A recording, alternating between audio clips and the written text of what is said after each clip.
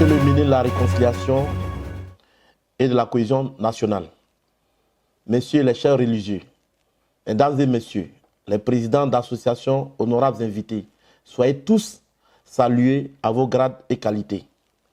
Avant l'entame de mon propos, je tiens à vous remercier d'avoir effectué le déplacement pour prendre part à cette importante conférence.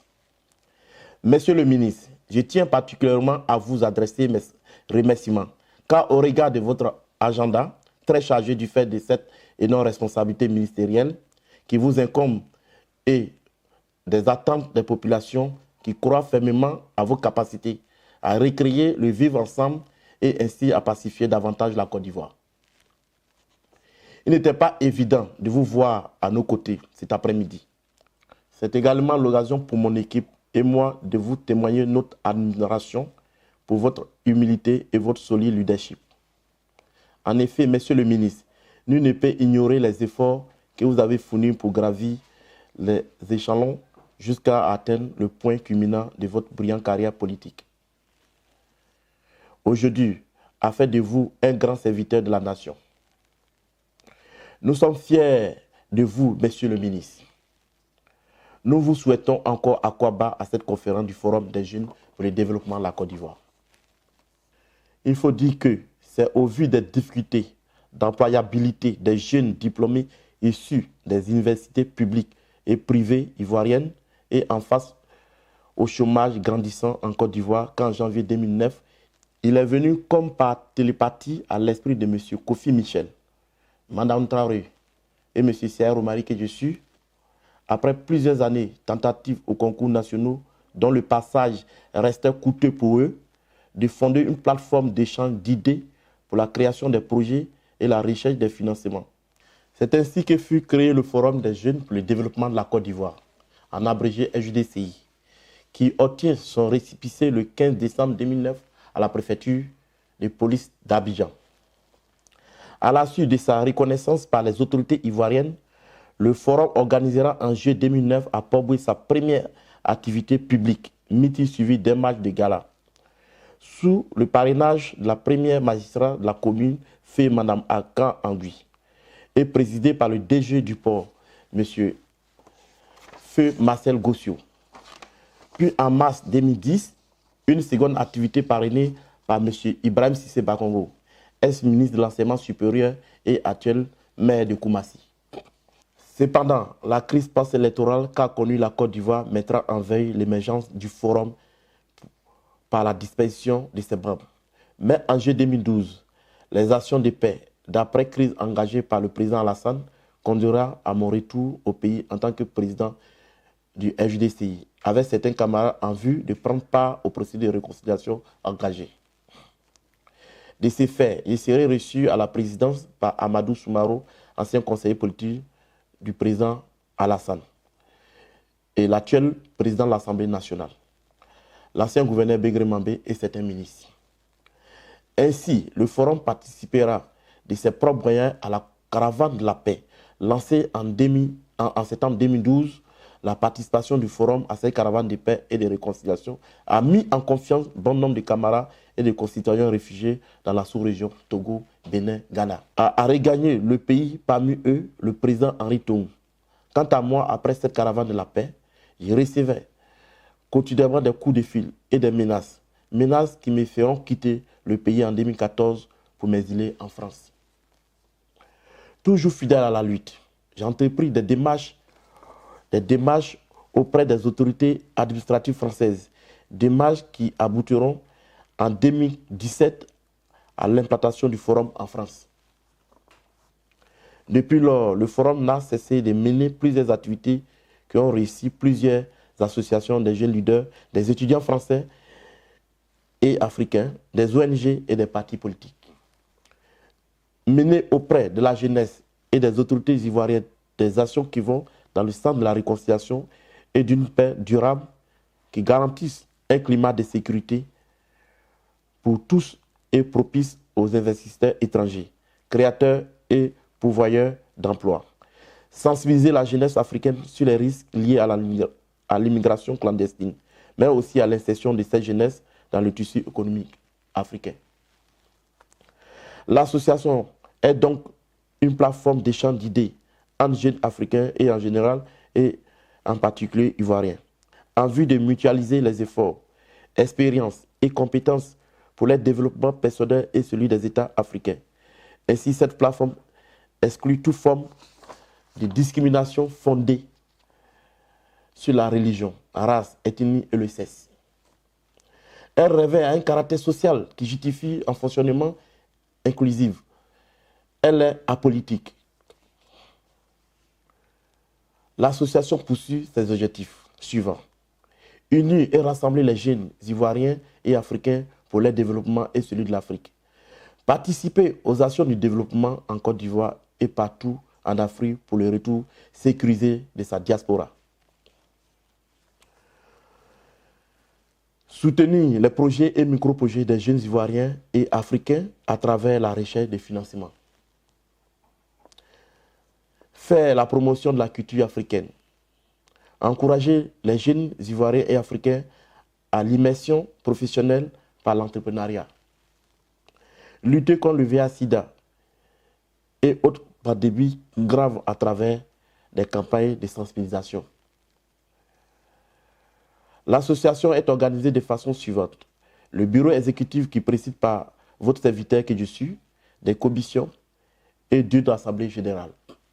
La présentation étant ainsi faite, il nous faut maintenant filtrer le cadre de cette conférence. Eh bien, la conférence qui nous réunit ces jours est subdivisée en deux sous-thèmes. Le premier s'intitule « La jeunesse africaine et l'immigration » et le second « La jeunesse africaine face aux défis de la réconciliation ». Au thème de notre exposé, nous comptons atteindre plusieurs objectifs, entre autres l'insertion socio-professionnelle et économique des jeunes diplômés ou non à travers des formations pratiques que nous leur proposerons. Dans cette même logique, l'un de nos objectifs est de valoriser l'entrepreneuriat, qu'une alternative d'employabilité et d'autonomisation et même de rivaliser avec la fonction publique. Il est également question pour nous de susciter l'adhésion de la jeunesse africaine et des valeurs communes, telles que l'abnégation et la résilience. Nous nous fixons aussi pour objectif de faire la promotion de la culture africaine, plus singulièrement de celle de la Côte d'Ivoire. L'incitation à s'intéresser aux activités caritatives sera mise en avant. Nos premières thématiques posent un problème d'actualité, l'immigration de la jeunesse africaine. La véritable question n'est pas l'immigration en elle-même, vu qu'elle est un phénomène à la limite naturelle pratiqué par l'humanité depuis plusieurs siècles. Ce que nous tentons de mettre en relief, c'est le contexte d'immigration et les objectifs recherchés par la jeunesse de l'Afrique, qui est en tout de même le continent le plus riche en ressources naturelles. L'Afrique est également riche par sa diversité culturelle et attractive du fait de son climat tant convoité par les autres continents. Il est donc difficile de comprendre qu'avec tout ce potentiel, l'Afrique perd de plus en plus ses forces vives qui se déroulent pour la plupart vers l'Europe et l'Amérique du Nord. Il serait donc important de rechercher les raisons qui motivent ce départ massif de la jeunesse africaine vers les pays occidentaux. Dans quelles conditions effectue-t-elle ces mouvements migratoires? Avant de répondre à ces questions, il est judicieux de signaler que les questions qui découlent de notre problématique sont relatives à la migration intra-régionale, vu qu'il existe également. La migration intra-régionale, connue comme les mouvements des populations au sein de leur continent, autrement dit les déplacements migratoires effectués par les populations des pays d'une même zone régionale ou continentale. Par exemple, le citoyen burkinabé qui se rend en Côte d'Ivoire pour y travailler et résider effectue ainsi un mouvement migratoire intra-régional. Car la Côte d'Ivoire et le Burkina sont situés sur le même continent et plus précisément dans la même sous-région ouest africaine. C'est-à-dire que la migration intra-régionale en termes d'image est moins dégradante pour la jeunesse africaine, car les conditions de migration ne sont pas catastrophiques. Par contre, la migration extra-régionale, dont la forme la plus sauvage est actuellement très pratiquée par la jeunesse africaine, est l'immigration, constitue le point focal de cette première partie de notre exposé. En effet, l'immigration de la jeunesse africaine vers les pays occidentaux se fait en général dans des conditions très difficiles et quelquefois inhumaines. Le désert nord-africain et la Méditerranée, tel est le trajet le plus souvent emprunté. Annuellement, par ces milliers de jeunes de notre continent qui n'ont pour seul objectif que de rejoindre l'Occident dans ces conditions désastreuses où plusieurs d'entre eux y laissent leur vie. Les raisons qui motivent leur départ sont essentiellement matérielles. Ils prétendent quitter l'Afrique qu'ils considèrent comme un continent pauvre, sans opportunité pour rallier l'Europe où ils espèrent avoir une vie meilleure. C'est donc une jeunesse qui manque d'espoir. Et justement, leur redonner de l'espoir. C'est ce qui a suscité en nous l'intérêt d'organiser cette conférence. En effet, les pays africains sont pleins d'opportunités en termes entrepreneurial. La preuve, c'est que le secteur informel, par exemple, représente un pourcentage important en ce qui concerne l'emploi. Il faut donc une organisation dans ce secteur, aussi bien que des activités entrepreneuriales pour maintenir la jeunesse africaine sur place et en les formant et en les aidant à s'insérer socio-professionnellement. Face à ces défis, nous tenons à souligner qu'il ne doit pas avoir de complexe à être diplômé ou pas, car le niveau d'études ne détermine pas la capacité à être un bon entrepreneur. Tout est question de formation, aussi bien théorique que pratique, d'annulation et d'accompagnement dans la réalisation du projet. En termes d'expérience et de crédibilité, nous sommes présents sur le terrain depuis près d'une décennie et avons accompagné des centaines de jeunes dans la réalisation de leurs projets. Par ailleurs, nous sommes déterminés à être un acteur incontournable dans le secteur de l'insertion socio-professionnelle sur le continent africain. Votre présence ici n'est donc pas fortuite, car nous vous considérons d'ores déjà comme de potentiels partenaires ou acteurs avec qui nous atteindrons les objectifs subventionnés. Pour ce qui est de notre second thème, la jeunesse ivoirienne face au défi de la réconciliation. Il n'y a pas de grand-chose à dire, car le ministre chargé de cette mission est à nos côtés et maîtrise bien ce sujet. Cependant, nous tenons à mettre en relief certains aspects qui pourraient alimenter les réflexions relatives à la place de la jeunesse dans le processus de réconciliation en cours en Côte d'Ivoire. Il s'agit entre autres,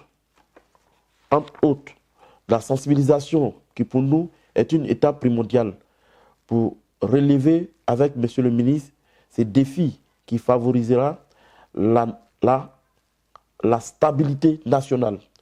En tant que jeunes leaders, nous comptons donc prendre notre place dans cette démarche qu'organisera le ministère de la Réconciliation nationale. Comme le disait le président Félix Houphouët-Boigny, la paix n'est pas un vain mot, mais c'est un comportement. Il est donc nécessaire d'exhorter l'ensemble de la jeunesse ivoirienne à la sincérité et au vivre ensemble, dénué de toute forme d'hypocrisie et de rancœur dans cette dynamique. Nous jeunes ici présents, nous vous disons, Monsieur le ministre, que vous pouvez compter sur nous en tant que des soldats dévoués à la tâche de l'unité nationale et du développement. Au regard de ce qui précède, quelles solutions en vue de la consolidation du tissu social ivoirien en particulier et en général de tous ces pays africains émiettés par les crises politiques de cette dernière décennie? Quelles actions menées en vertu d'une réconciliation d'une paix durable et d'un retour paisible des immigrés des crises politiques.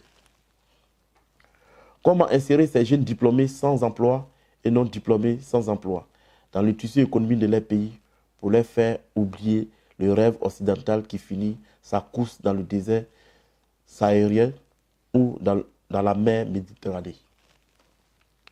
C'est en vue de répondre à ces interrogations que les participants que nous avons conviés ici sont assez représentatifs de notre objectif, à savoir les ONG africaines, françaises en tant qu'acteurs de la défense du bien-être des populations, les ambassadeurs africains en tant que les représentants des décideurs des politiques africaines pour les jeunes africains.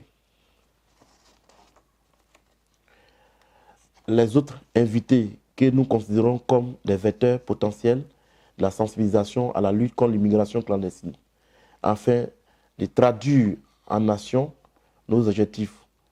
Nous prévoyons dans les mois ou années à venir les missions suivantes. Apporter une aide humanitaire aux migrants qui sont revenus en Côte d'Ivoire. Sensibiliser les réfugiés ivoiriens et africains au retour sécurisé dans leurs pays respectifs en mobilisant tous les plans d'encadrement financier. Apporter un soutien humanitaire aux victimes de guerre en Côte d'Ivoire et partout en Afrique. Construire les centres de formation et d'emploi pour la jeunesse scolarisée et déscolarisée. Pour ces missions, nous avons des bénévoles prêts à s'engager sur le terrain. Ils seront donc bienvenus les soutiens matériels, logistiques et financiers de la part de tous les acteurs mondiaux pour la lutte contre l'immigration clandestine.